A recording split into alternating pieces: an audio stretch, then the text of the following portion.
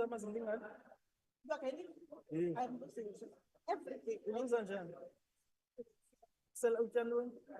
No, she cut the whole lot of it. Are you willing to leave them? But the first off the all.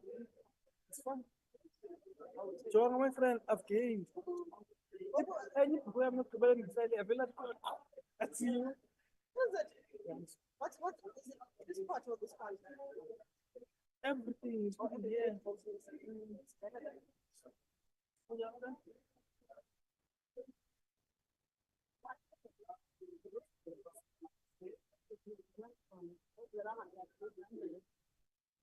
iwesiphi ndibe ile nto engayi-understand yitrade into enganolihlalela kwayo kwaye le nto engayaziyo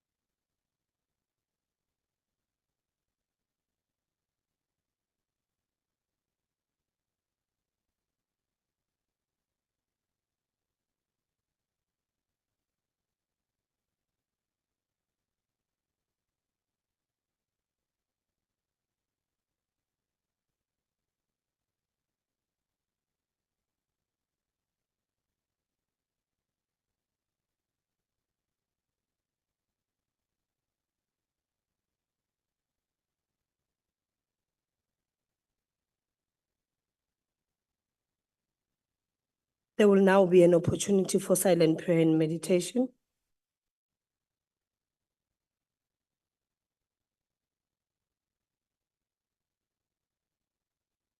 Please be seated.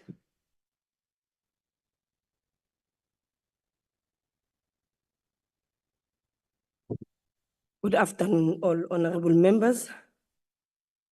The secretary will read the order.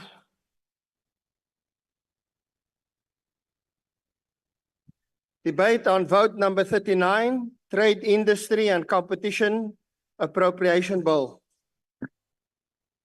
I will now invite the Minister of Trade and Industry and Competition to open the debate.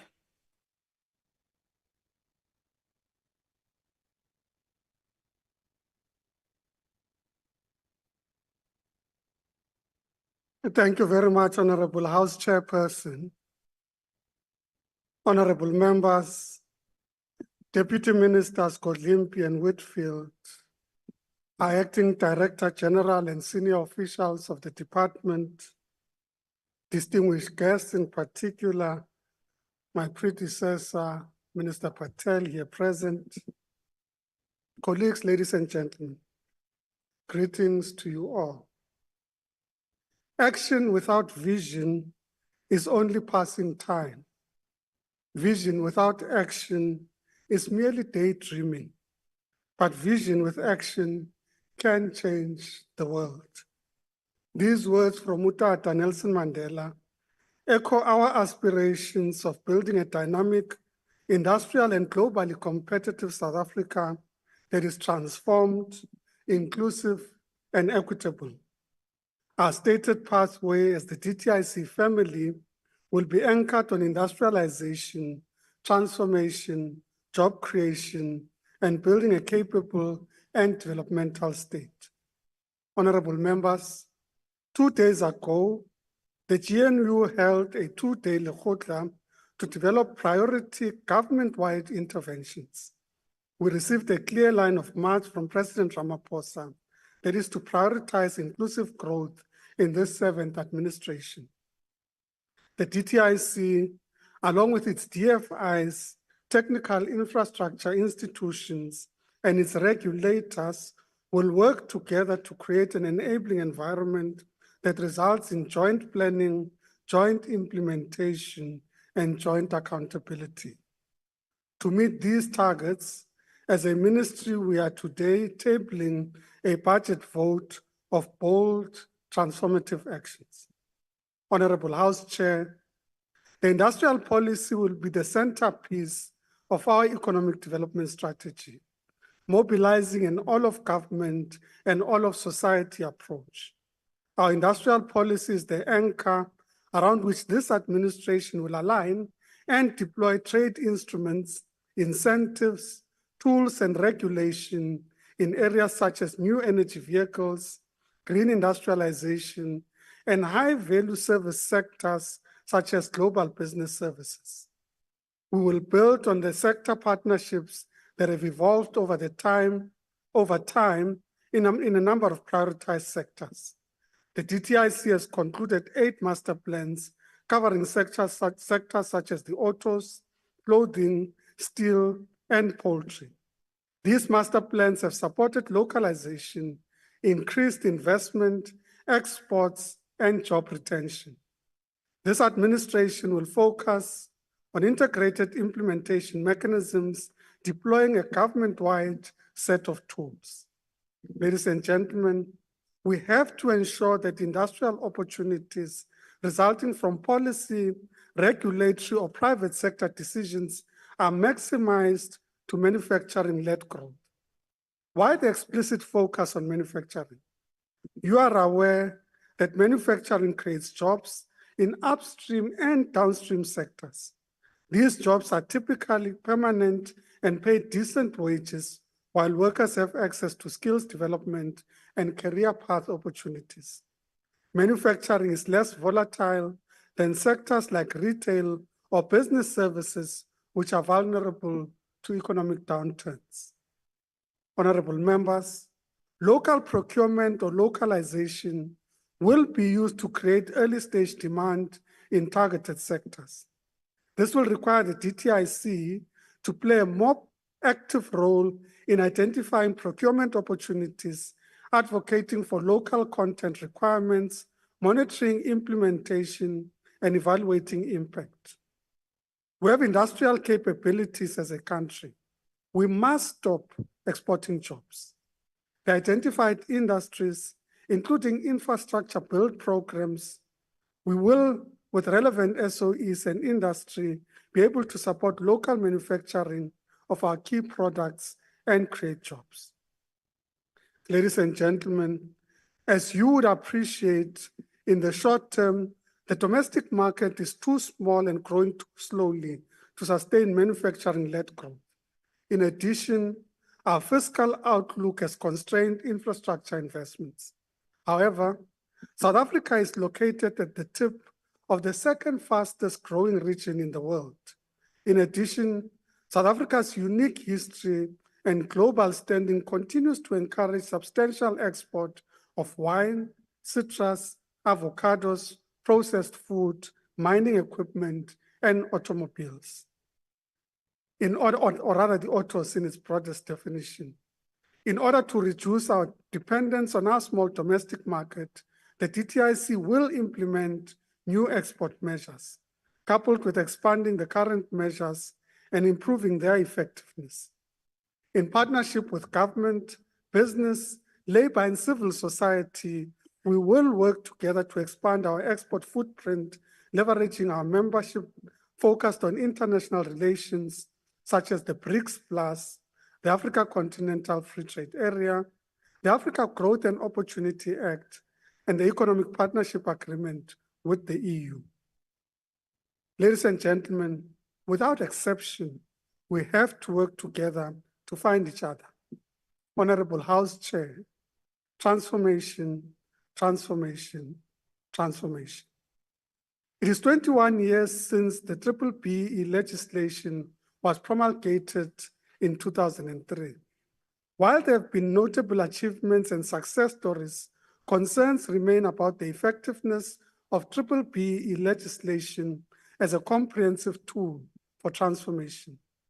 The legislation has not fully achieved its intended outcomes of fostering an inclusive economy. Transformation is not just an imperative to redress the effects of apartheid, as it is expressly required in our Constitution. There is extensive research that demonstrates that more equitable societies grow faster than those which are deeply unequal. This is in part because equal societies are more politically stable, but more importantly, consumer demand is almost always higher in more equal societies as more households have access to disposable income. In the short term, the DTIC and the BBBE Commission will engage organized business, labor, and other stakeholders to encourage firms to comply. In addition, the DTIC family will combine monitoring resources in order to strengthen the BBBE Commission's capacity to monitor compliance and emerging trends. Honorable members, it is easy to forget that the reason we have special economic zones is to expand economic activity to underdeveloped parts of South Africa. There are many benefits to this, including creating jobs closer to where people live and thereby reducing the cost burden poor people carry. Excuse me. There is no logical or economic rationale for forcing people to live far from their families in increasingly crowded living spaces. Spatial equity is therefore a non-negotiable. To date, there are 11 designated SEZs, of which 9 are being supported by the SEZ Fund. These SEZs have generated investments amounting to 19.6 billion rand. In addition, these SEZs provide an ongoing revenue stream to national government through ongoing corporate taxes, pay-as-you-earn, and VAT payments. These contributions to tax revenue across over 100 firms located in SEZs far outweigh the initial establishment cost. Excuse me. Following our Tshwane Automotive Special Economic Zone success story, the Namakwa SEZ launched on the 29th of May 2024 has more than 29 billion rand invested. Honorable House Chairperson, sorry. South Africa has over 200 industrial parks, which are often located in adjacent or adjacent to our townships. Many of these industrial parks provide jobs and incomes to people from the surrounding townships. We therefore encourage and will work with the private sector to ensure participation and redevelopment of our industrial parks, and this to assist in improving the operations of the facilities and encourage private sector investments, including through enterprise and supply development components of the BBBE Act. Ladies and gentlemen, without exception, we have to work together to find each other. Honorable House Chair, the new administration provides an opportunity for this department to strengthen existing programs and interventions aimed at creating investment attraction opportunities for the country, building on industrialist program, transforming the economy, and creating jobs. Over the MTF, over the MTF, 30.1 billion rand, 30.1 billion rand has been allocated to the DTIC family. Our biggest portion of the budget is allocated to the incentives program, receiving 48.7% of the budget. Thank you very much. Followed by the sector program and transformation and competition, receiving almost 30% of the budget. Cheers, Honorable. Alone, we will not achieve our desired impact as outlined in the National Development Plan. We call upon all sectors of society to partner with us. We will use our budget to leverage existing resources, initiatives, and programs that will help the country to move forward. My predecessor, Mr. Ibrahim Patel, laid the groundwork on the issues of the ease of doing business and reducing red tape in the DTIC program. The effort of the department to develop the Companies Amendment Bill that incorporated measures to promote the ease of doing business and reduce red tape attest to this. Honorable House Chair, we are currently reviewing the organizational structure to ensure that it is aligned and optimized to support the department's mandate and prioritize programs.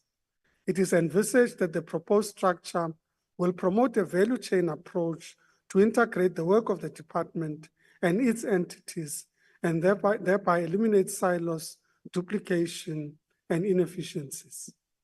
I should emphasize that we are prioritizing the filling of senior and critical vacancies to stabilize the department. Let me take this opportunity as I conclude to remind us that the parties that constitute the GNU together have engaged to ensure that we are able to advance this government's agenda.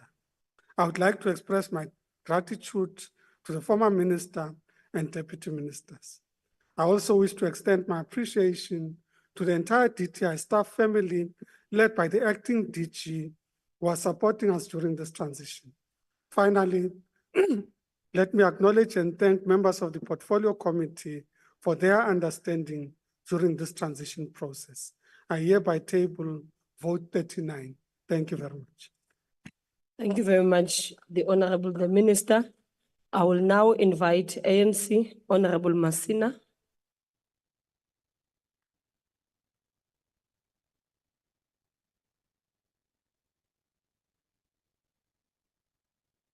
House Chairperson, Minister Parks Tau, Deputy Minister Godlimpi, Deputy Minister Wilfield, members of the Portfolio Committee, members of the media, distinguished guests, members of Parliament, Dumelang. The ANC support the recommendation of the Portfolio Committee on Trade, Industry and Competition, Vote 39, budget for the financial year 2024-25 as presented by the Minister. However, House Chairperson, it can no longer be business as usual at the Department of Trade and Industry and Competition. All role players should be cognizant of the need for a paradigm shift in relation to economic development, industrialization, and transformation in South Africa.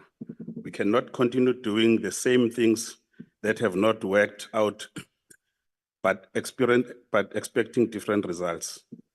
In the book titled Economic Economy of South Africa from the Mineral Energy Complex to Industrialization, Fine and Rustom G argues that the mineral energy complex, the MEC, as a system of accumulation had a determining and retarding effect on South Africa's industrialization. The evidence on the share of the MEC sectors to GDP does not support the contention that the MEC as a system of accumulation has effectively increased the economic dependence on these sectors. Statistical evidence contradict Fine and Ramstorju's views that South Africa's import substitution industrialization did not move from consumption goods to immediate and then to capital goods, but also the opposite direction. There is historic evidence to support the contention that the MEC of system as a system of accumulation prevented the diversification of manufacturing industry and thus retarded industrialization. The manufacturing industry did diversify both between the wars and the post-war period. It is suggested that the state-promoted development in the MEC manufacturing sector represented the important and necessary step towards the full-scale industrialization. South Africa is a significant player in the mineral energy complex with a huge sought-after deposits, which can play a role as we reimagine our industrial policy. We emphasize the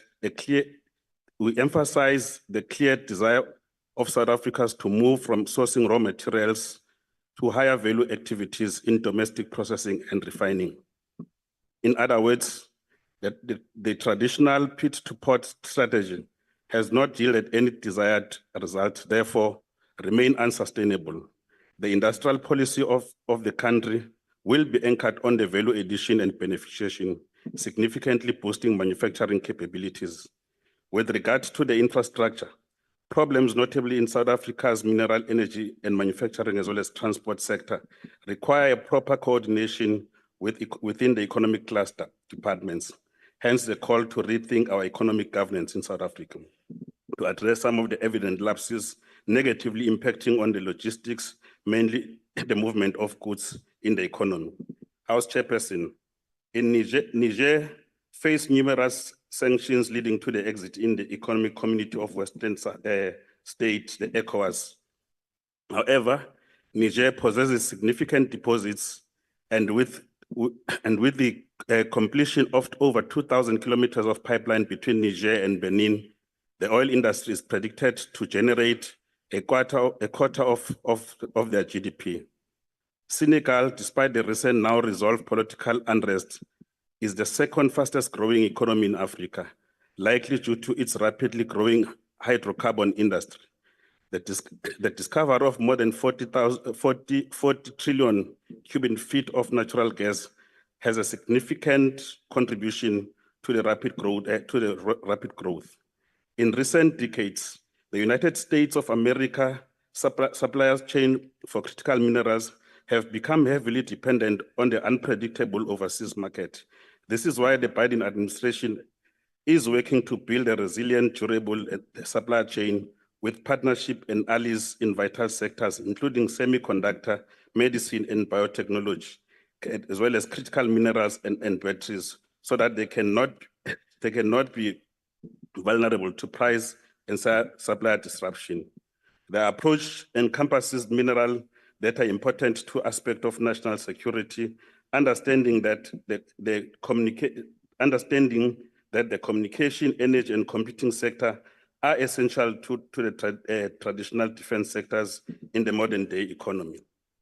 The African Development Bank Chief Economist and Vice President, Professor Kevin Urama, said, and I quote, "Growth in Africa's top performing economies has benefited from a range of factors, including declining commodity dependence through economic diversification, increasing strategic investment in key growth sectors, and rising both public and private sector consumption, as well as the positive development in key export markets, close quote. He added, and I quote, Africa's economic growth is projected to regain moderate strength as long as the global economy remains resilient, disinflation continues, investment in infrastructure projects remain buoyant, and progress in the sustained on the debt restructuring, amongst others. House Chairperson, the future of South Africa rests on the regional economy integration. Our small economies are not competitive in the global market. A healthy internal Africa trade market can ensure value-added and intra-Africa production and manufacturing goods. The Africa Continental Free Trade Area will provide an opportunity to increase trade with other African countries and to develop new sectors in the economy. Furthermore, the green economy offers several opportunities that South Africa intends to harness, including downstream industries, which may be localized. Countries in Africa are encouraged to invest more in human capital and pursue resource-based industrialization and diversification strategy that allows the continent to exploit its comparative advantage and build resilience to shocks, and South Africa is no exception. The Director General of the Center for Sustainable Development in Columbia University, Professor Jeffrey Sachs, notes that long-term affordable financing must be part of the Africa strategy to achieve growth of about 3 to 7% or more per year, and warned that Africa is paying a high-risk premium of debt financing. The report identifies structural reforms and strategic industrial policies as key to accelerating economic diversification and strengthening of export sector. The range largely reflects the difference in domestic policy, including decoupling economic from commodity dependence, renewing strategic investment in key growth sectors, and promoting private sector consumption, as well as the external factors such as the potential recovery in key export markets. South Africa continues to face multiple challenges, including the rising cost of living, weakening economic growth. Honorable Masina, unfortunately, your time has expired, sir. There's a watch on your left. There's a screen there on your left-hand side. It has your time allocation, and when you look at that screen, it tells you the time that you've spent. You can now, I can provide you an opportunity to say whether you support or not, reject the budget. I started there, I support the budget. Okay. Thank you, Honorable Masina. I will now invite DA, Honorable Chance. Honorable Chair, Minister, former Minister, Deputy Ministers, honorable members, and people watching from home, good afternoon. Former Finance Deputy Minister Mzansi Jonas wrote a book, After Dawn, in 2019, just after he'd retired as the Deputy Finance Minister. And I remember the time when South Africa was in the afterglow of recently elected President Ramaphosa's New Dawn, which meant to usher in a new period of hope after years of state capture. Instead, we have seen further stagnation of our economy and a loss of confidence among business leaders that government has the courage to make the tough choices needed to rescue South Africa. I mentioned Jonas's book because in the introduction, he analyzes the political economy deal of the early 1990s, which inadvertently reveals the seeds of why our economy has not reached its full potential and millions of South Africans remain without work and live in poverty. The deal he describes is negotiated between 4 groups with distinct vested interests: established, mainly white wealth, representing big business, accommodated through macroeconomic policy stabilizations; the new, mainly black elite, accommodated through boardroom, BEE, public sector jobs, and access to state business patronage networks; organized labor, accommodated through supportive labor legislation and collective bargaining; and the poor and unemployed, accommodated through fiscal redistribution through a rapidly established welfare state. The one class conspicuously left out of this deal was the entrepreneurial class, representing the millions of formal and informal enterprises that strive to create wealth for themselves, their families, suppliers, and employees against all the odds. The rules of the game were imposed on them with a take it or leave it attitude. The vast majority of companies in South Africa and the world over are family owned, established by ambitious, driven individuals with grit and determination. Every big business starts as a small business, but a structural weakness in our economy is that we don't have enough businesses or self-employed people, a major cause of our astronomically high unemployment rate. Expanding the incentives required to start and grow a business were ignored in the deal described above. And centuries of marginalization have prevented the black majority from building intergenerational wealth that in most cases provides the startup capital needed to get a new business off the ground. We are still living with the consequences of this tragedy. It is one of the challenges of this department and Portfolio Committee must devote itself to addressing during the 5-year term. Minister Tau released a statement last week indicating his intention to focus on, and I quote, accelerating the implementation of the industrial policy and economic transformation. This is the industrial policy that has seen manufacturing's contribution to GDP crash from 24% to 13% in 20 years, to stagnant growth averaging less than 1%, GDP per capita down 30% in dollar terms in 10 years, and unemployment at record highs of 75% of people under 25. The consequences of the flawed deal made 30 years ago. In today's world, corporatization and financialization of assets has blurred the link between entrepreneurship, innovation, and wealth creation. And honorable members, lawmakers and regulators' heavy-handed and overzealous intervention in markets have hampered the daily pursuit of trade, industry, and competitiveness by our country's business leaders, and deterred the foreign direct investment we so desperately need. Businesses are confronted with a dizzying array of rules, regulations, and statutory requirements emanating from this department, which, if they fail to comply, puts them at a disadvantage. This is before considering the negative impact labor laws and a punitive tax regime have on our job creation opportunities. Another of our challenges is overcoming the barriers to township and informal businesses taking their rightful place in the economy and providing secure and well-paid jobs for the millions of unemployed in those areas, particularly the youth. Minister Tau has an opportunity to replicate the Township Economic Development Act, which he shepherded through the Gauteng legislature onto the national stage, and work with his counterpart, Minister Ndebeni Abrahams, to rebuild and then designate our dilapidated township industrial parks as special economic zones to drive innovation and job creation. And I acknowledge the mention you made of that point in your speech, Minister. Minister Tau has proven himself, when in office, to be a pragmatist, not an ideologue. We first met close to 20 years ago, when he was MMC for Economic Development in the city of Johannesburg, and I was running one of the largest events in Soweto, the Soweto Festival. I'm heartened by the open-mindedness he demonstrated in presenting the department's annual performance plan to the committee last Friday. A quick win would be to gazette regulations instructing ITAC to undertake a comprehensive review of tariffs across all industry and product sectors, along with a cost-benefit analysis of their impact on growth and employment. Much of the committee's deliberations on Friday focused on the thorny issue of tariffs, and the DA would prefer a course of action built on evidence rather than dogma. Honorable members, there is cause for hope. As I speak, the flag of South African enterprise is being planted in African and global markets by a new generation of entrepreneurs. 3 of the top 10 African brands are South African: Batu, Galaxboy, and Drip, all founded by young Black entrepreneurs, and none, I might add, are beneficiaries of the DTIC's much trumpeted Black Industrialist program. They are just starting out on their entrepreneurial journey, and no doubt have ambitions to establish business dynasties.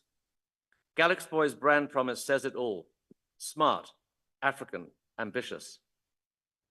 The DA is looking forward to scrutinizing the department's legislative program and budget in the coming months and working constructively with the ministers, officials, and members of the Portfolio Committee to ensure they deliver on their mandate. I take this opportunity to confirm the DA's support for the GNU and reaffirm our commitment to working together to find the solutions required to grow the economy, create new enterprises, and create jobs. We reserve our rights on the budget. Thank you, sir. Thank you, Honorable Member. I will now invite MK, Honorable Mzansi.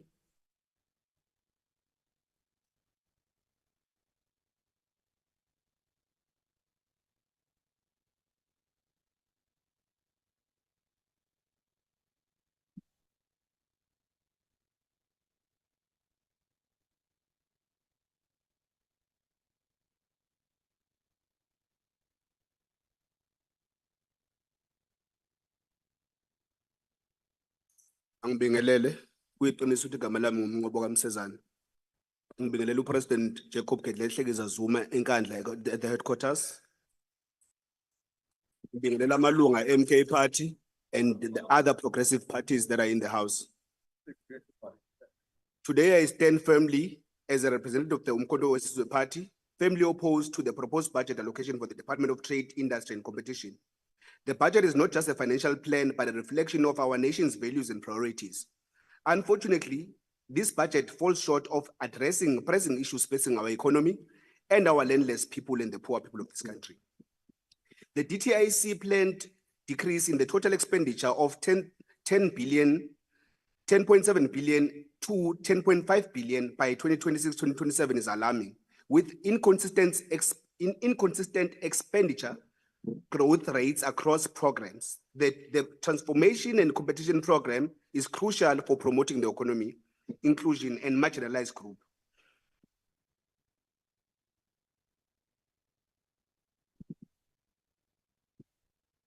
How can we claim to prioritize inclusive growth when the very program driving transformation are being starved of funds?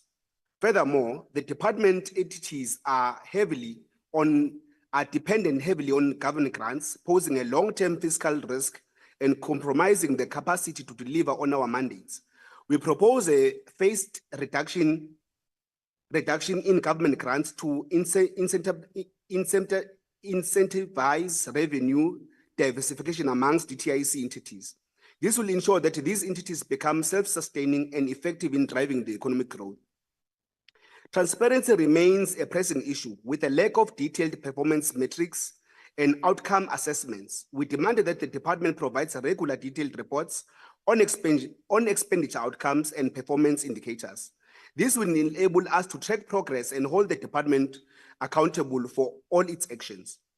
The budget lacks substantiated strategies to achieve ambitious economic growth targets, including a 350 billion in investment pledges and support for 1 billion jobs.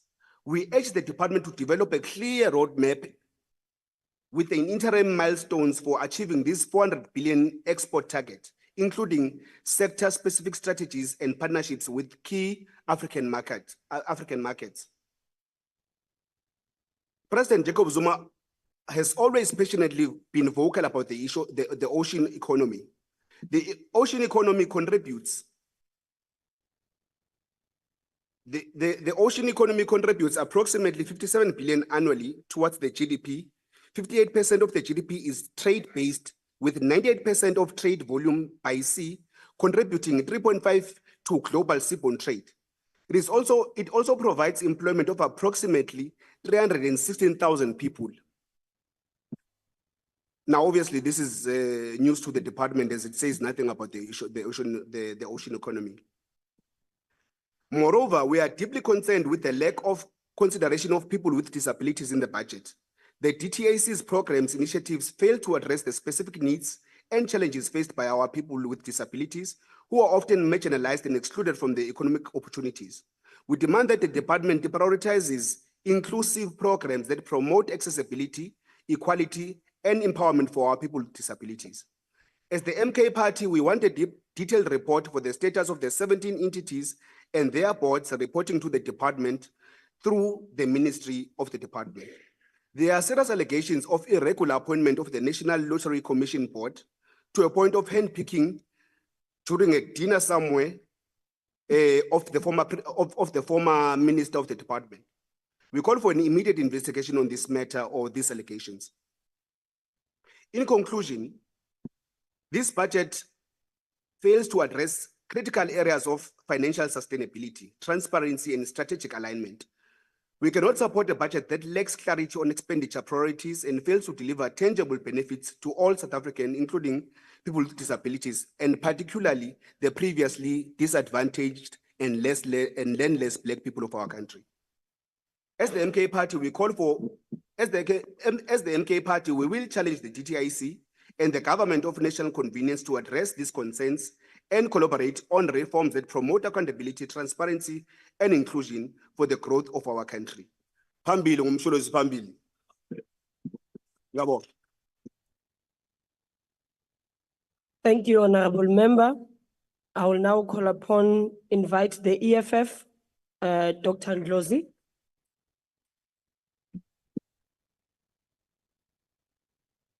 Thank you, Vice Chairperson, and greetings to the Minister, the leadership of the EFF led by the Commander-in-Chief, members of Parliament. You know, Minister, there used to be a minister before you who used to come and lie here in Parliament a lot. Billions this, billions this, billions that, promised millions of jobs that never materialized. That is why he's sitting at the back there today. Even the minister before him used to lie a lot. Billions this, investment that, all of which did not materialize. We are sitting here with 41% in the expanded definition of unemployment, 45% when it comes to the youth. South Africa's economic reality is that essentially in the large part of our population, which is Black people, we are caught literally in the second industrial revolution incentives or imperatives, wherein you still need to build trains, you still need to build power stations. And therefore you need a revolutionary approach to the economy. And there is no indication in your annual performance plan that you're planning to do anything different to the failures that have led to the catastrophic problems of stagnation.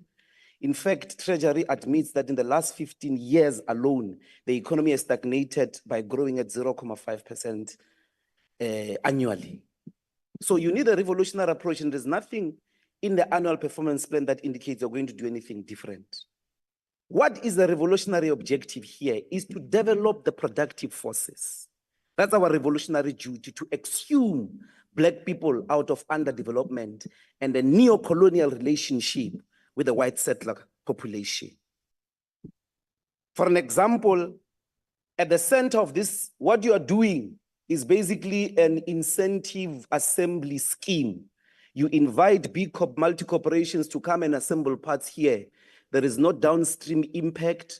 There is no jobs that come out of those multinationals. They just come here in the form of Mercedes, Benz, and Toyota to assemble parts. Majority of those plants are mechanized, by the way.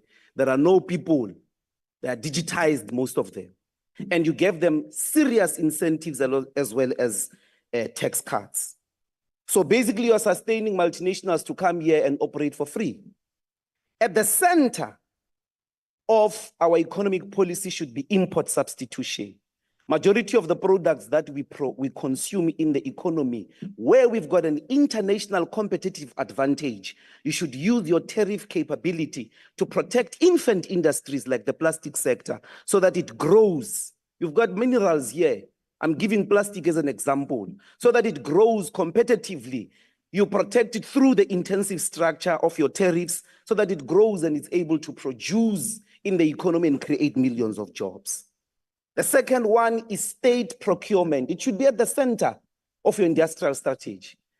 The government itself, its expenditure framework, the things that it consumes, the overalls or the clothes that the police wear, the uniforms that the police wear, the sheets in the hospitals, the uniforms that the prisons wear, the prisoners wear, the food that they consume. If you go check item by item, it's possible that they mirror the market. You are not producing all those goods and services in South Africa, particularly the products. State procurement has a capacity to lead to massive industrialization. And then the IDC. The IDC used to be at the center of industrialization. If we check its cap, what has it been doing? If you can point to us now, what are the industries that the IDC has inspired? What are the industrial activities that the IDC has done? It has done nothing. It has been turned into something else. It's not at the forefront of industrialization. South Africa has deindustrialized. If you do not develop the productive capacities, meaning our capacity to be economically dependent on ourselves, but also produce to the rest of the continent. The African continent as well. By the way, if you're looking for markets, you cannot go to China. Possibly they've already been saturated, India as well as the West. The virgin market is the African continent. Over 1 billion people are there. There must be an industrial strategy that deliberately wants to go and develop the continent. You must develop Namibia, you must develop Zimbabwe, you must develop Mozambique. You cannot develop in isolation, but that is to the advantage of the creation of jobs locally, but also for the economy that grows. In the IDC, you can give us a list now. How many of the domestic entities or businesses have you supported? How many of those have benefited out of the funding, out of the different funding schemes in the whole IDTC? Very few. You will see that even those that have gotten money here, they cannot be matched to the actual development and production or the production of jobs, of actual jobs in the economy. There are no jobs. If you're not going to put at the center of industrial strategy these things that we have said, you're going to be a repetition of failures of your predecessors that have happened in the last 30 years. Don't come here and make poems of Nelson Mandela. Nelson Mandela played its part. You need an economic strategy that is convincing, that is going to create jobs and lead to economic freedom in our lifetime. If you do not have, then we're going to be at loggerheads for the rest of this term office. We can't support your budget, we can't support your APP because it is advocating business as usual. We need a revolution. We need a brave Minister of Trade and Honorable Industry. Dr. Ndlozi. By the way, you know the budget of the police was increased, but the budget that Honorable must Dr. create Ndlozi. jobs has been readjusted down. There is no commitment in this government for economic freedom. And if you're Honorable going to Dr. end Ndlozi. crime, you cannot end crime without creating sustainable jobs. Dr. Ndlozi. So there's no your time has commitment and we can't expired. support this budget.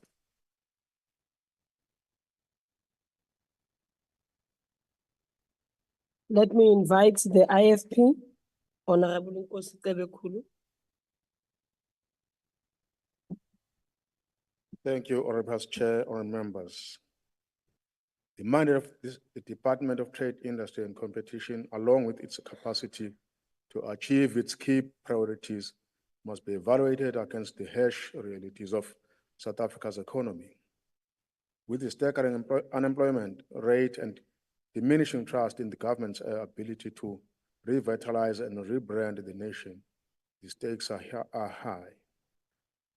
In his State of the Nation address a few years ago, the President of South Africa highlighted the need to address specific barriers to invest and business growth and to streamline processes to attract trade and investment, an initiative that the IFP welcomed. However, these promises hold little weight if we do not see concrete government commitments and effective enforcement. As we enter this new administration, we can only hope that these ideas are given the priority they deserve. It is concerning that despite the department's aim to reduce red tape, as outlined in the President's address, the APP lacks action. This omission is critical and undermines confidence in the department's commitment to address these barriers. It also hampers the Portfolio Committee's ability to scrutinize the department's performance and hold it accountable to the public. The IFP has long been troubled by the failure to set clear, measurable outcomes in the annual performance plan, an issue that persists across the department's programs.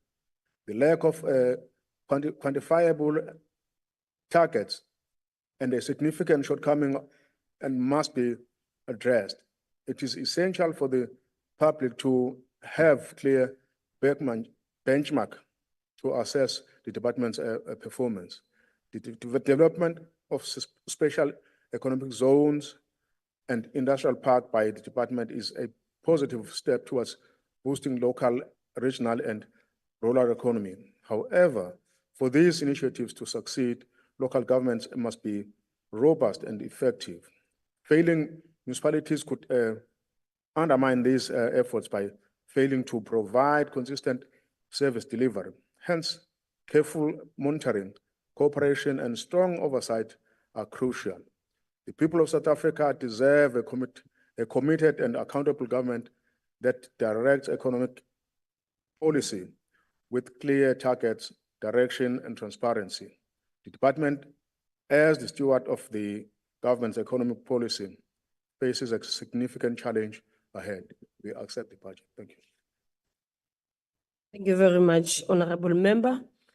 PA, there's no name next to Honorable. Is there a member from PA?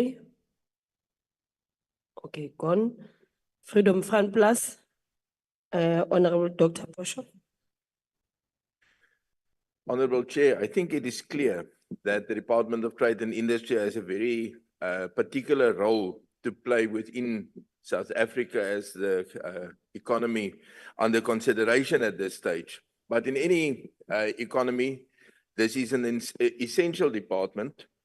I once read about some of these building failures which I had in Nigeria, and they analyzed the reasons for it. And one of the main reasons was that they said, you cannot know whether cement in Nigeria is really cement. You don't have standards. You don't know exactly what you buy. It can be anything. It can be of any quality. Now in South Africa, we have some standards, we have some norms which are applied industry-wide and which creates a level of trust, which makes it possible to invest in the economy and to do one's job.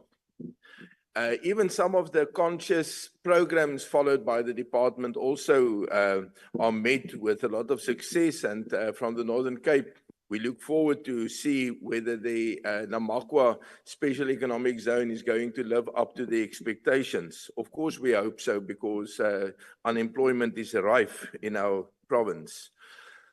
However, it is true that the South African economy does not succeed to provide jobs for our population. We have a growing unemployment, and even with youth unemployment, it's worse. I don't need to repeat everything which has been said about that. Now, in this context, the insistence on transformation is very understandable, and it is clear that the wealth of the country should be spread more equitable. However, it is very difficult to transform a stagnant economy.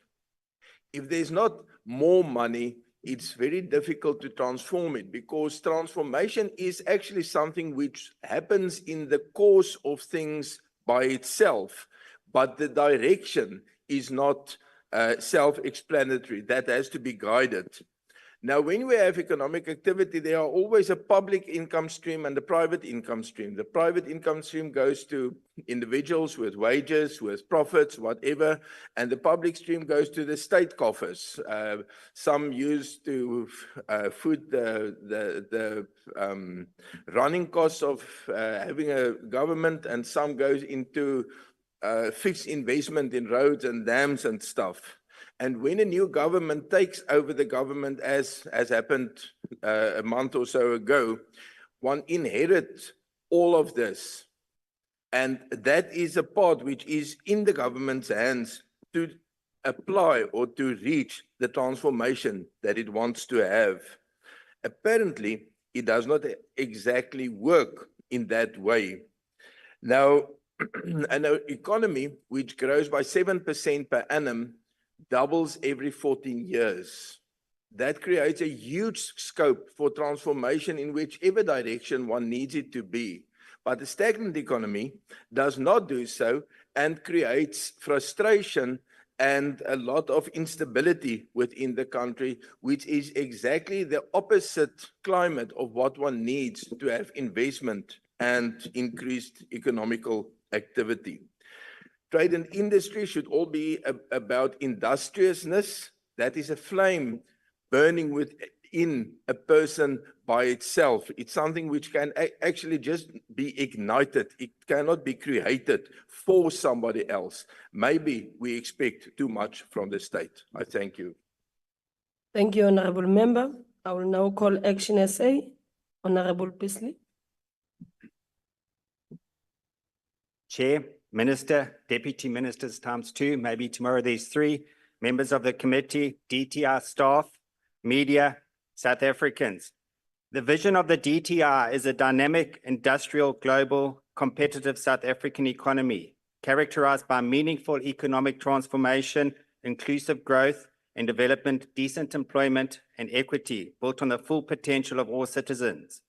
With unemployment, inequality and poverty at an all-time high, it is clear that the DTI has and continues to fail dismally in their vision.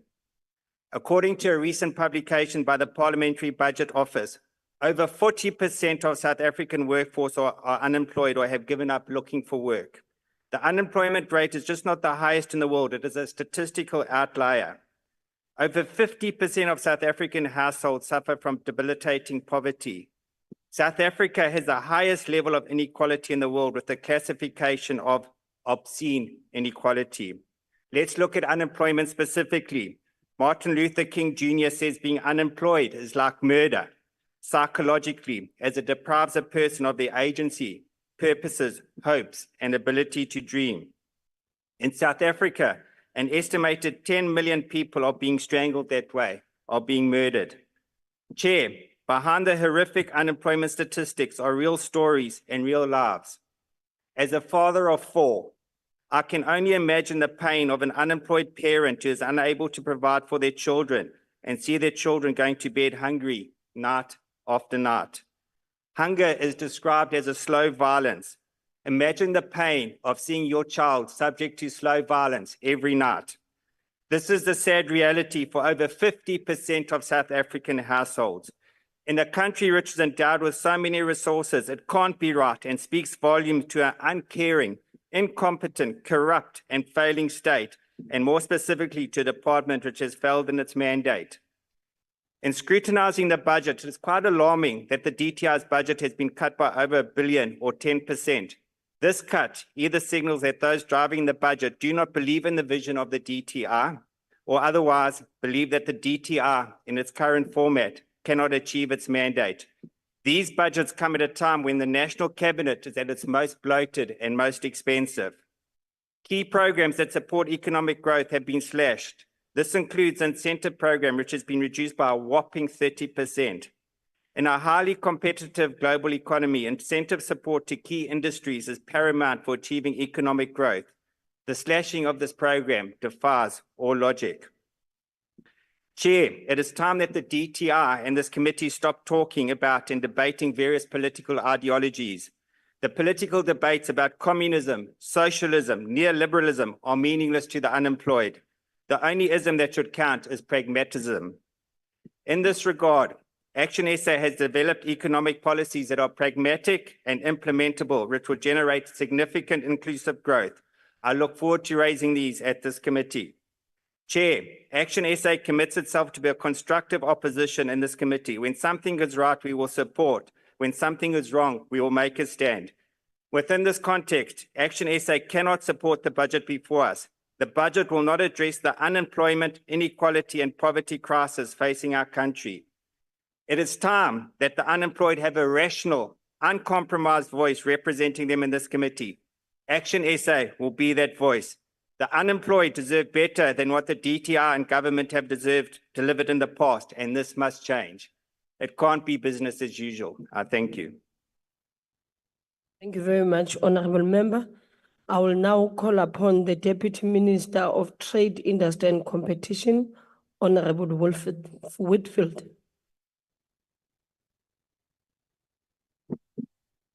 Chairperson, honorable members, Minister Tau and Deputy Minister Godlimpi, acting DG and senior officials of the DTIC.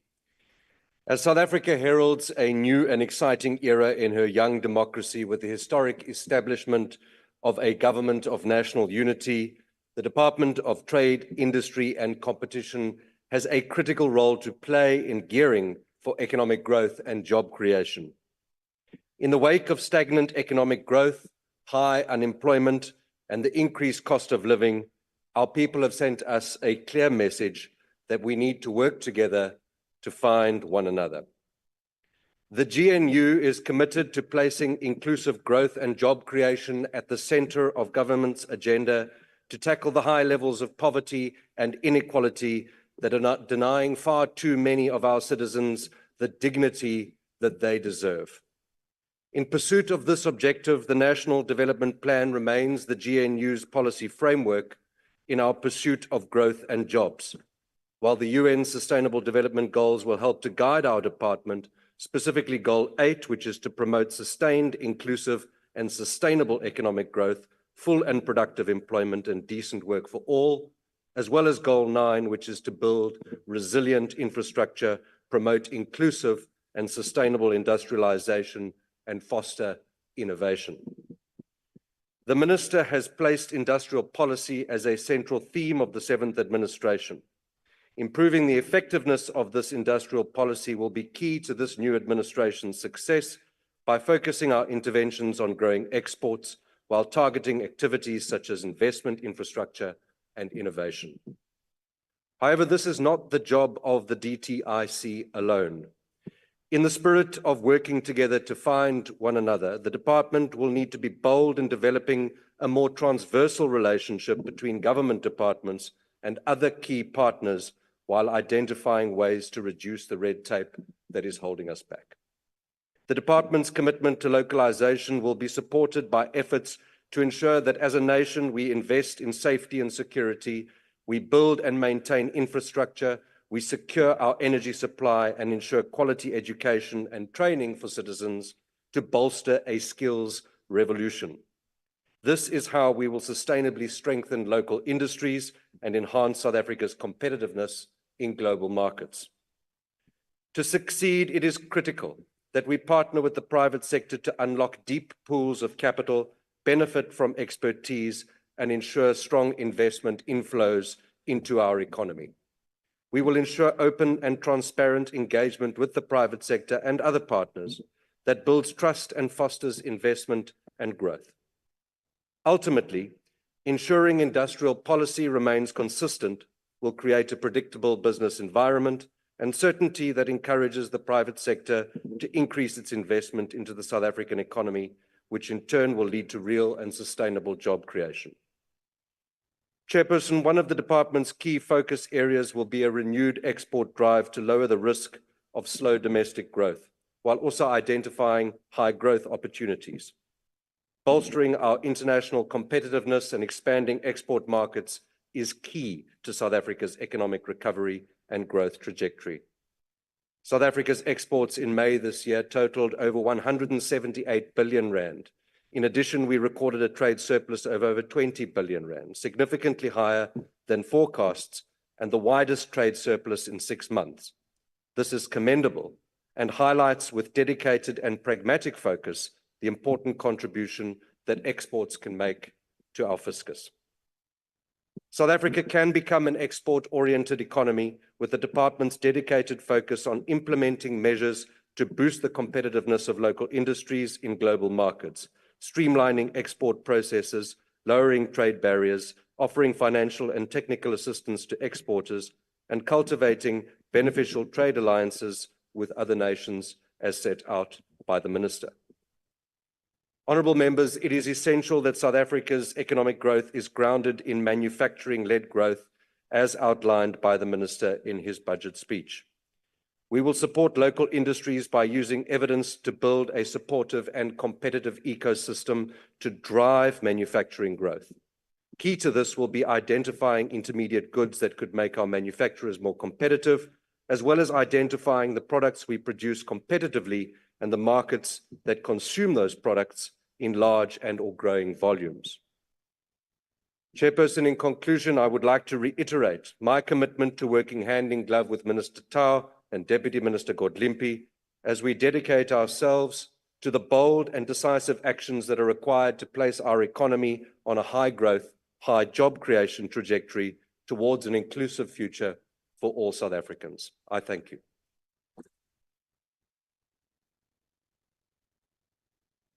Thank you very much. We will now go on to ACDP, Honorable Thring.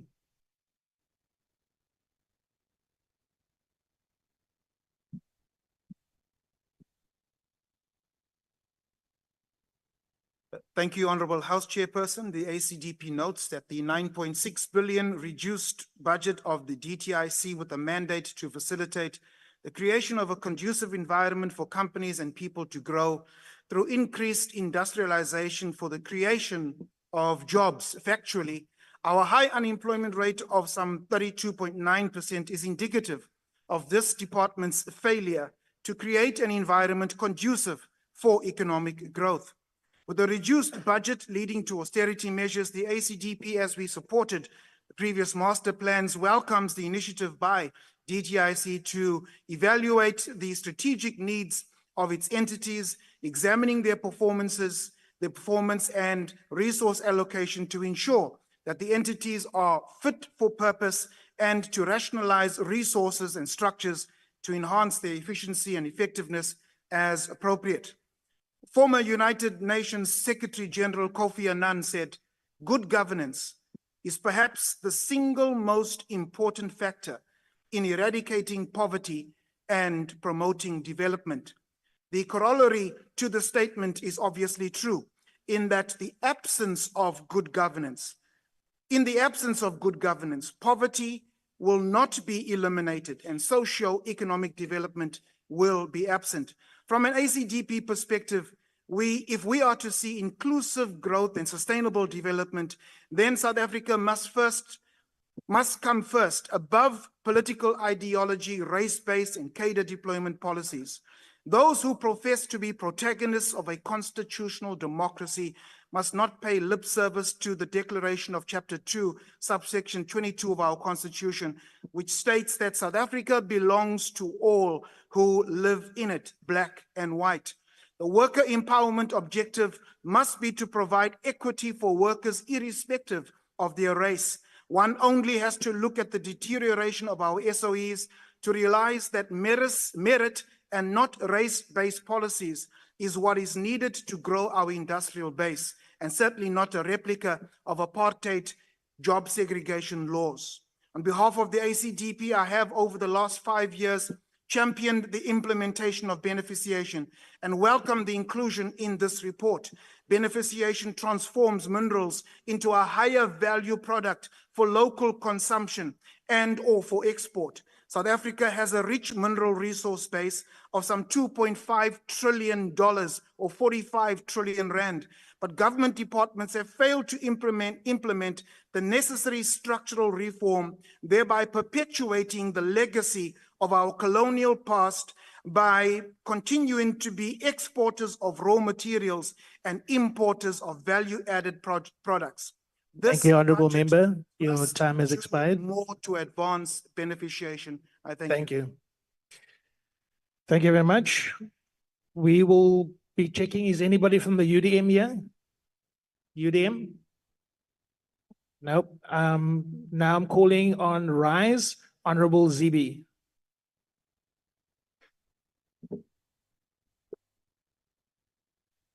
Thank you, House Chair. Honourable Ministers, Deputy Ministers, DTIC Committee Chair, and honourable members, good afternoon. Minister, one of the many concerns and fears of millions of South Africans is whether they will be able to find permanent employment that pays decent wages or to keep the jobs they have. Yet more South Africans are looking to start or grow their businesses, to build wealth and to create jobs. But the outlook is grim. Unemployment remains high, with millions battling to have 3 decent meals per day or have anything to eat at all. Economic growth is nowhere near the 5.4% the NDP said was needed to cut unemployment in half. Earlier, Minister, you said there will be an all-of-government approach, which is trite, but the proof will be in the actions of all 3 spheres of government. I believe there are several things that need to be done so that DTIC policy choices do not result in limited, tangible, or lasting benefits for the South African people. I will limit my comments to the idea of an all-of-government approach. First, Minister, every business in South Africa is in a municipality, many of which are mismanaged and financially unviable. It is difficult for small businesses to grow when they must carry additional costs resulting from failing municipalities. They are in a death spiral, and unless a fiscal and administrative rescue package is put together, they will continue to undermine all efforts through industrial policy to build a thriving economy. Second, we need a specific effort to reduce input costs in the long term, in particular energy and logistics. The government must make it possible for small and medium enterprises to derive their daytime energy needs from renewable energy sources, such as solar, which will on its own drive growth in local renewable energy manufacturing and production. We also need a concerted effort to reverse the expensive trend from rail to road freight. Third, we need strong, efficient regulation in major industries like mining. In successive spikes in the demand for commodities, we have tended to benefit from price increases rather than growth in production capacity as well. Exploration, prospecting, mining, and integrated water use licenses need special focus to unlock investment. Finally, we must complete South Africa's nation building project. Opportunities in exploration for new minerals, hydrocarbons, and renewable energies, among others, must go to predominantly Black and woman-owned firms. This is how we are going to transform the ownership patterns of our economy. It is your job, Minister, to convince Cabinet to show commitment to our industrial growth by approving an increased DTIC budget in the next financial year. Bring that to Parliament, and I have no doubt the fiscal commitment will meet the approval of Parliament. I thank you, Chair. Thank you very much. We will now call on BOSA, Honorable Webster.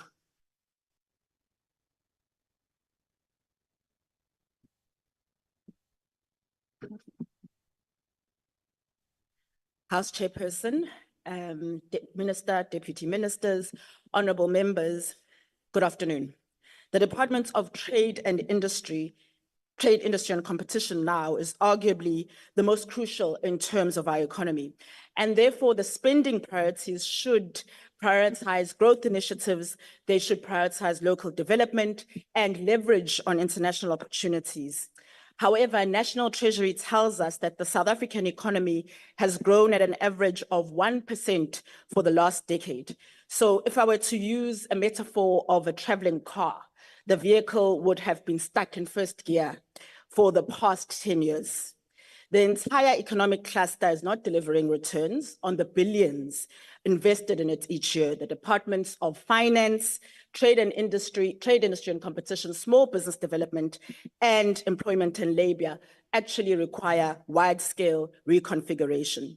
To bring GDP growth to 5% and above, Build One SA believes that there must be a focus in 3 areas, being the township economy, manufacturing sector, and international trade.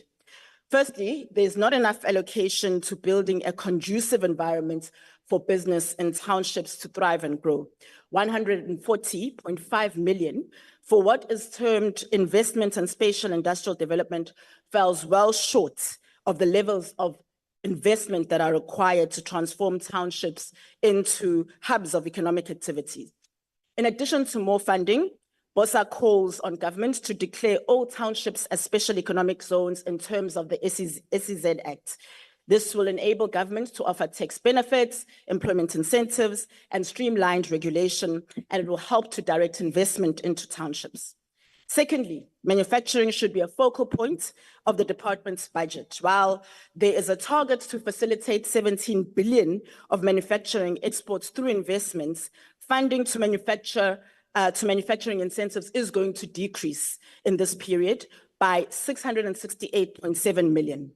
Finally, Africa's regional economies and AU structures represent a trade value of over 450 billion, and South Africa is strategically placed to be part of and to lead the boom in opportunity. And so while BOSA welcomes the interventions towards the implementation of the Africa Continental Free Trade Agreement, we want to underscore the inclusion of small business as a priority and the importance of the political will to cut the red tape and streamline regulations so that this becomes more than rhetoric and we're able to see real transformation in our economy. Thank you. Thank you. Is the honorable member from ATM in the house? Honorable member from ATM? Okay. I will now be calling ANC, Honorable Shlongo.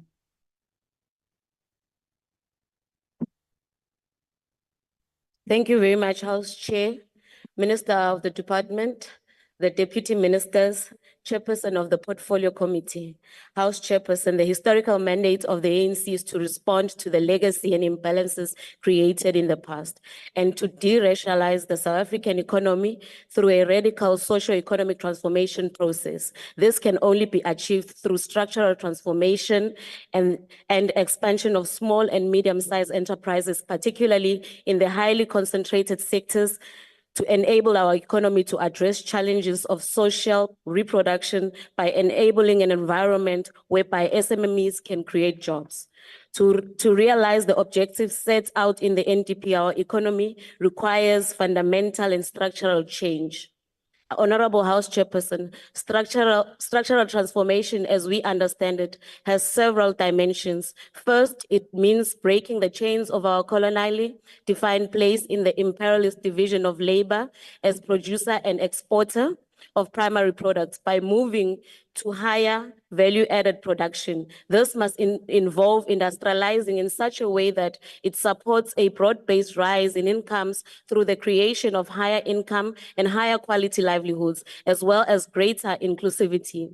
This does not mean just growing the manufacturing sector in a narrow sense. It would also include promoting mineral beneficiation, adding more value to mineral commodities, rather than exporting them as dirt out of the ground, as well as smart agriculture aiming at capturing more of value chains exported products. Honorable members, industrial policy is therefore a central pillar of structural transformation. Some of the structural constraints that continues to reproduce our challenges include, amongst others, high levels of concentration, the lack of coherence between our skills development policy and industrial policy, which means that firms tend to privatize the necessary training that merits public provision, which implies a bias amongst smaller firms. According to the Competition Commission's concentration report, the number of large firms have grown by an average of 3%, while the number of SMEs declined by an average of 9%. This indicates that there is a poor survival rate of SMEs in our economy. SMEs are key creators of jobs. Without their increased participation, we may not be able to effectively liberate our people from the clutches of poverty and joblessness. Honorable members, in strengthening the Competition Commission, the entity will, over the medium term, continue to focus on its internal capacity to enable the execution of its expanded mandate, which includes the prosecution and the criminalization of anti-competitive conduct. As a result, the main cost driver for the entity is the compensation of employees, which is projected to increase at an annual rate of 5.8% from 311 million in 2023-2024 to 368 million in 2026-2027. The total expenditure for the department increases at an average annual rate of 4.2% from 486 million to 550 million. The imperative for addressing high levels of concentration and low levels of participation in the economy extend beyond the competition commissions to all areas of government and civil society. Regulatory framework and procurement across government directly impacts the spread of ownership and opportunities for effective participation in the economy, which will ultimately impact concentration. Some proactive interventions are achievable through the Competition Commission's ability to undertake market inquiries. Honorable House Chairperson, as we adopt this budget, let us be reminded that the people spoke on the 29th of May and said to the ANC, as Amilcar Cabral would say, they are not interested in ideas or the things in anyone's head. They want to see material changes in their lives. They want to live better in a society that is free of poverty, sickness, crime, and underdevelopment. They want to participate in the mainstream economy. As the African National Congress, we support the budget vote. I thank you. Thank you very much, Honorable Member. I would now like to call the Honorable Deputy Minister of Trade and Industry and Competition, Honorable Godlimpi. Honorable House Chairperson, Minister Tau and Deputy Minister Whitfield, the DG of the DTI, the Portfolio Committee Chair, Honorable Masina.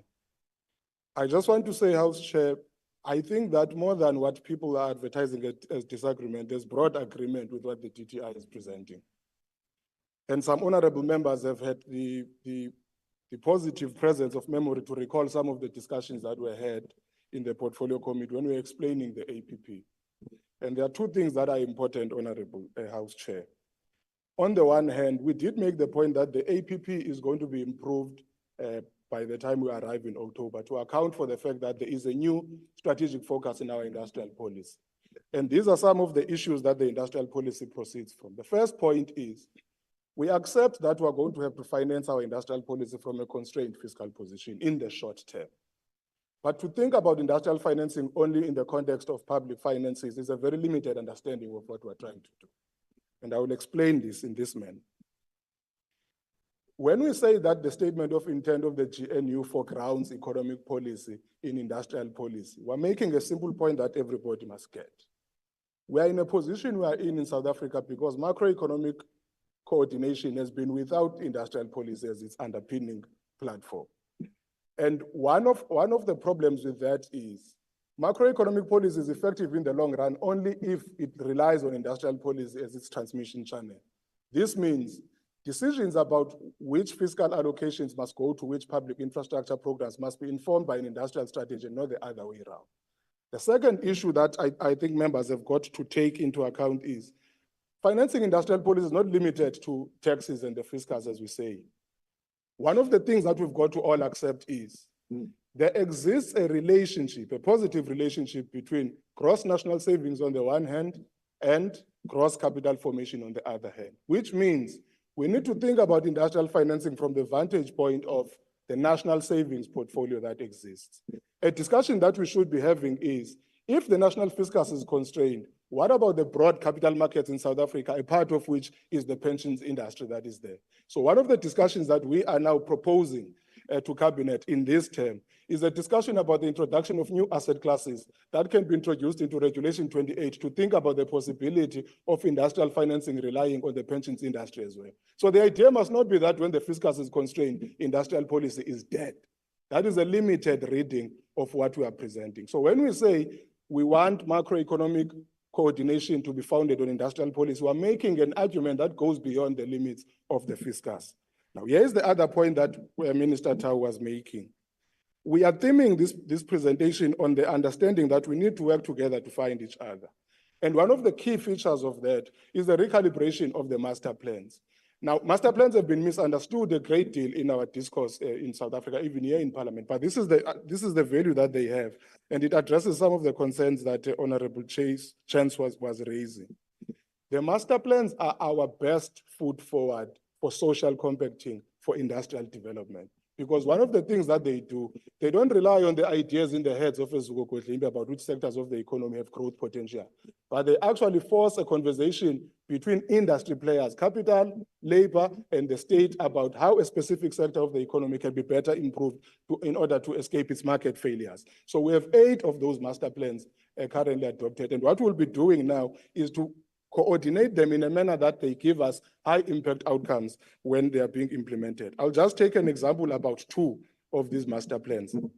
The first thing is that the Auto Master Plan has helped us understand that the global transition from the internal combustion engine to green energy-related vehicles, the so-called electric vehicles, is a phenomenon that we cannot escape. One of South Africa's biggest market for its auto sector has already passed a bill in Parliament that they will no longer be buying combustion engine vehicles by 2035, which means South Africa has got to quickly transition its automotive production towards the EV side. And government, this department did produce last year an EV strategy already. So that is going to be a centerpiece of the master plan going forward. The second one is on a simple sector that we all know about, the textile and clothing industry. One of the things that the master plan has helped us to understand is that, in fact, the South African textile and clothing industry is not facing competition just from global production on fair grounds, but is also a victim of bad practices. So there are problems of transshipping, that are happening. There are problems of under-invoicing that are happening, and they are getting in through the window of e-commerce. So what has that led us to do? Already now, there's coordination between SARS, ITEC, and the Border Management Agency to try deal with the issue of transshipment and under-invoicing by building capacity on the side of ITEC to go deal with what gets into ships that are coming to South Africa in the ports of origin. So the argument that the DTI does not have an industrial strategy that can protect infant industries in South Africa is baseless. It is not founded on fact. The other point that I want to make is what Honorable Boshoff was saying. Transformation and growth are not mutually competing ends. They're actually mutually reinforcing. And here is one of the problems that the South African economy has, a point that Honorable Chance was making. It is true that in South Africa, innovation and entrepreneurship is not thriving at the level at which we want, but it's a function of a racialized access to capital markets for funding innovation and new ventures. In South Africa, the odds for a Black entrepreneur to build a firm that can transition from being a small to medium-sized firm to a big firm are very limited compared to a white entrepreneur. And that is a legacy of the racialized structure of the capital markets that we have in South Africa. So the Black Industrialist Program, the IDC, the NEF, and all the other industrial financing initiatives that exist in the TTI are designed essentially to promote entrepreneurship in order to give Black entrepreneurs an opportunity to start firms and also scale up as they go forward. I also want to make the point that one of the things that the industrial strategy does is really to view the African continent as a strategic market. So Honorable Ndlozi on that front is correct. It's not advising us on a new thing, it's a thing that we are doing. The Africa Continental Free Trade Agreement that the DTI is also helping to champion across Africa is one of those issues. And one of the things that we want to embed in that agreement now is the idea of a Pan-African minerals corridor for the critical minerals value chain. The idea that we have and we're going to run on is to build capacity in Africa in manufacturing in the green transition that connects South Africa with the rest of, especially the Southern. Thank you, Honorable. Thank you very Member. much.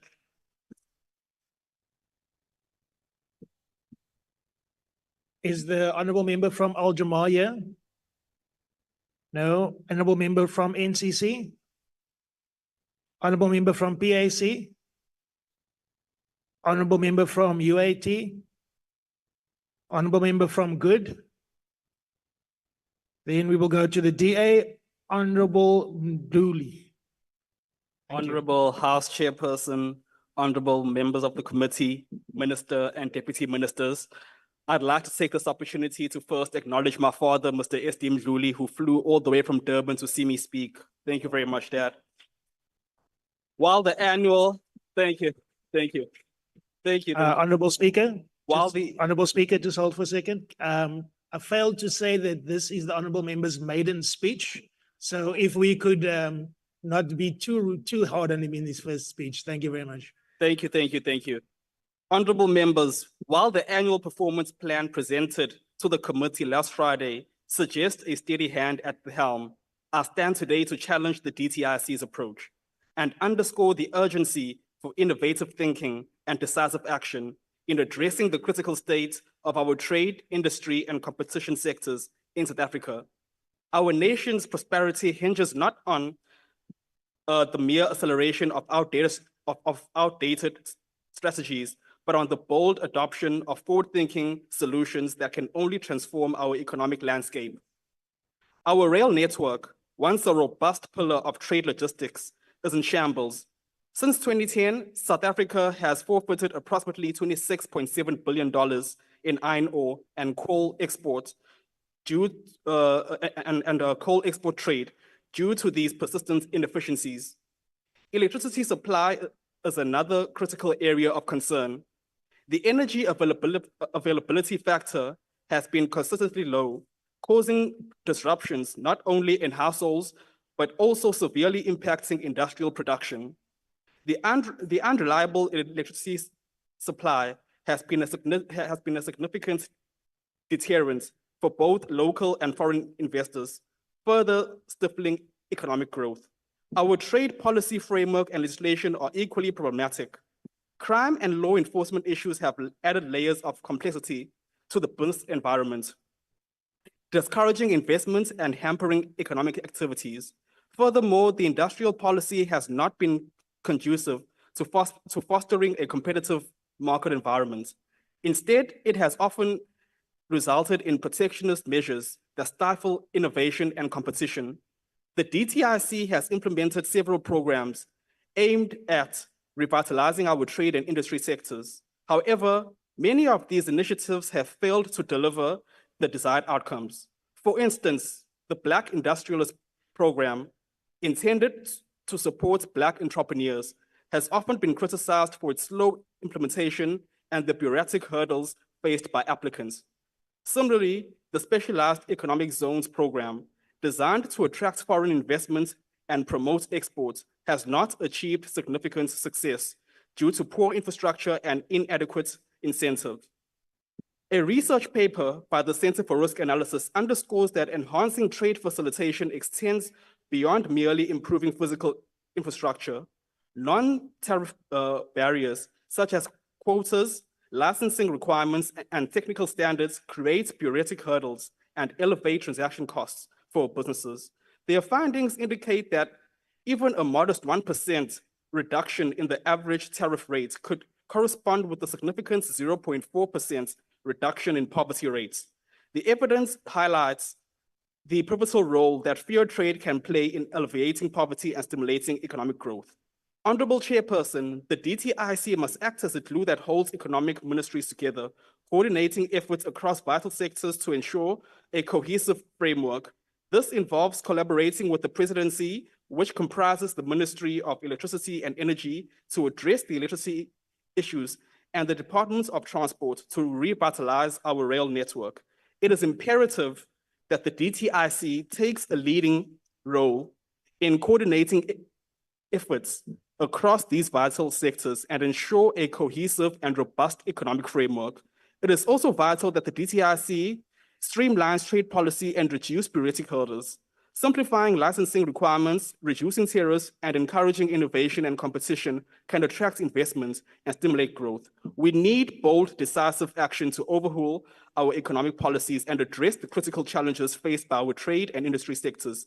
By embracing innovative solutions and fostering a more competitive environment, we can unlock South Africa's full potential and pave the way for a sustainable economic prosperity. The Democratic Alliance, honorable members, is committed to collaborating with all parties in the government of national unity in implementing policies to grow our economy and create jobs. I thank you all. Thank you, honorable member.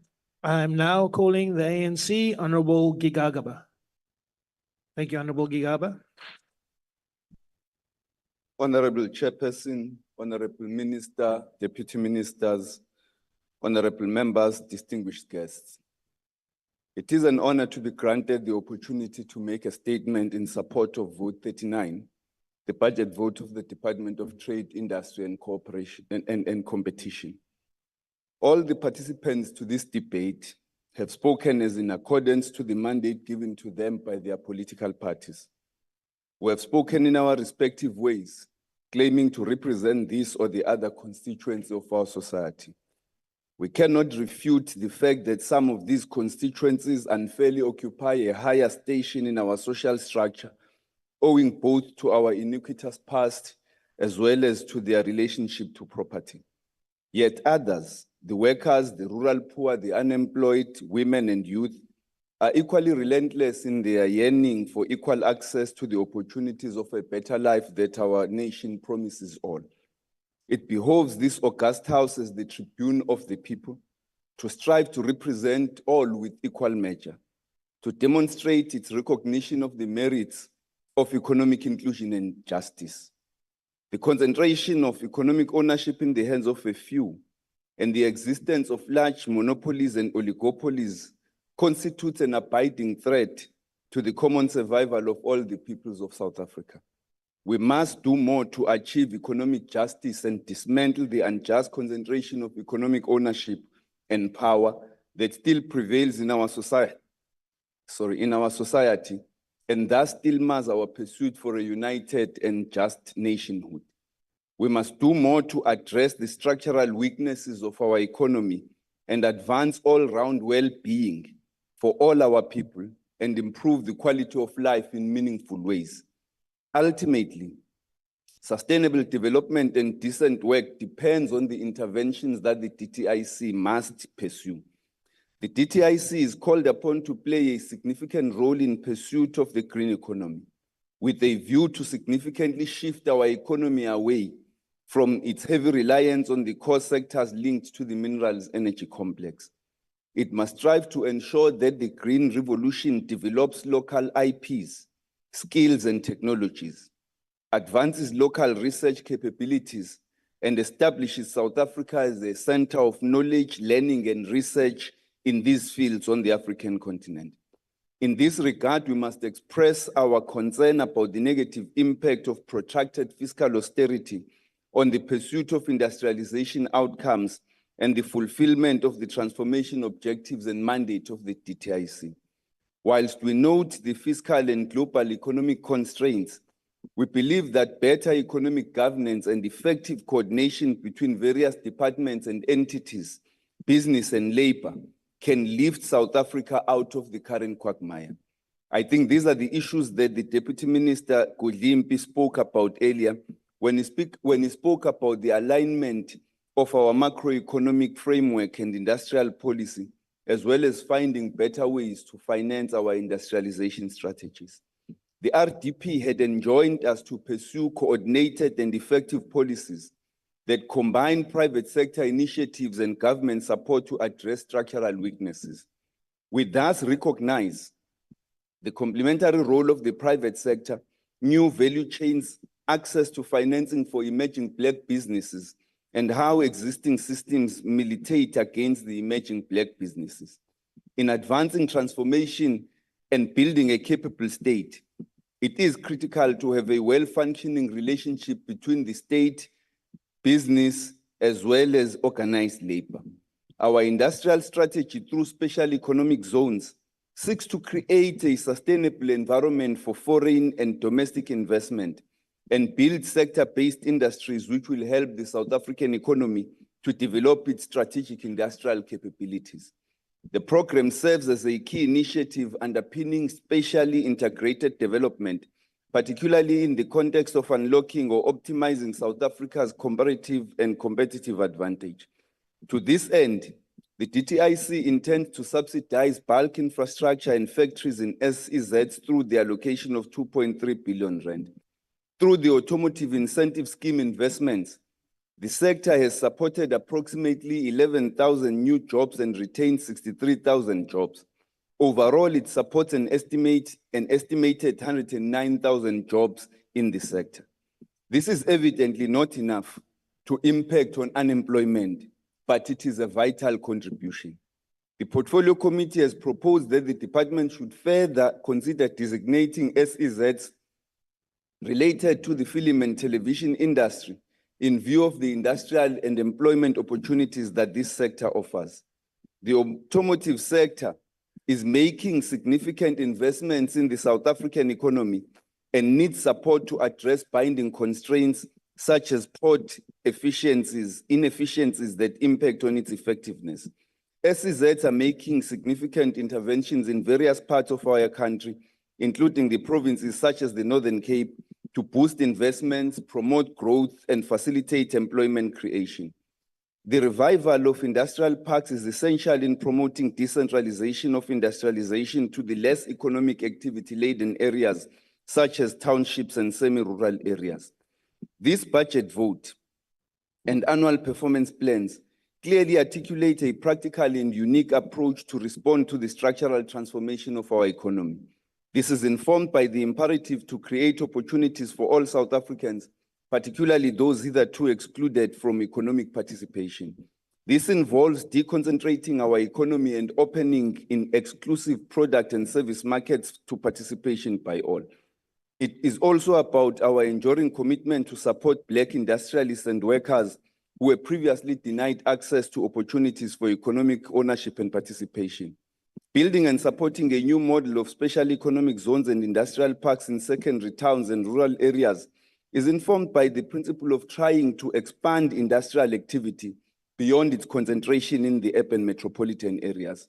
21st century developmental states will no longer just be about industrialization, employment creation, raising incomes, and achieving high-level GDPs. They will also be more focused Thank on you, enhancing honorable member. well-being for Your ordinary time people has on a expired. sustainable basis. We Thank you. support this budget vote. Thank you. I would now like to call on the Honorable Minister of Trade, Industry and Competition.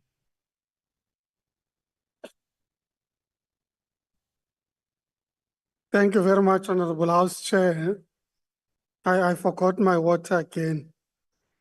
I agree with the chairperson of the Portfolio Committee that we need to act with urgency to drive industrialization and transformation.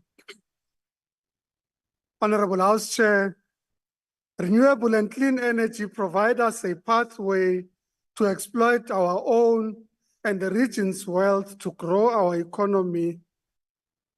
Our current initiatives such as green hydrogen in Bochupai, new energy vehicles, and battery storage positions us favorably for a transforming mineral energy complex. As we speak today, as a direct result of the Presidential Investor Conference, the Solar Group is unveiling its connection to the grid. This is a 3.8 billion rand investment of 2 solar PV projects with a total combined capacity of 200 megawatts. And this, we can in fact say, Minister Patel deserves the credit that we might not want to give him today. Honorable Chairperson, now let me talk about sector partnerships and what they are yielding. In the automotive sector, for example, the original equipment manufacturers and their suppliers account for 160,000 high-skilled manufacturing jobs in our economy, with an estimated 500,000 formal jobs in the automotive supply chain. But then what about transformation in this sector? In terms of the equity equivalent contributions, the industry is committed to 3.2 billion rands worth of market access and financing of enterprises to the tune of 341 million rands, including through grants. So broad-based Black economic empowerment extends beyond equity. It extends beyond the boardroom deals. 105 billion rand has so far gone to Black enterprises across various sectors.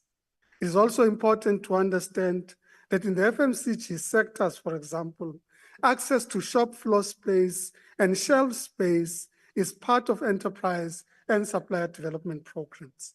We have no doubt that industrialization and transformation require a new impetus.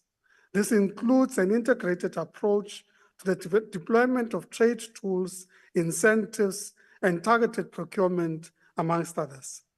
But it would be somewhat disingenuous to suggest that our economy has not had areas of progress or that our predecessors have done nothing. Our reality is that the size of the economy of South Africa has tripled since 1996, with tax revenues moving from 143 billion rand in 1996 to above 2.1 trillion rand today. South Africa's total exports has doubled over the last decade to more than 2 trillion rand in 2023. The number of employed South Africans has increased from 8 million in 1994 to over 16.7 million today. Honorable House Chair, government through its Black Industrialist Scheme launched in 2016 with an initial target of 100 firms has to date supported 1,700 Black industrialist firms out of 40 billion rand support spend, with an annual direct GDP contribution of 183 billion rands. Now, when we talk about what we're doing going forward, we emphasize that it is indeed about an all-of-government approach.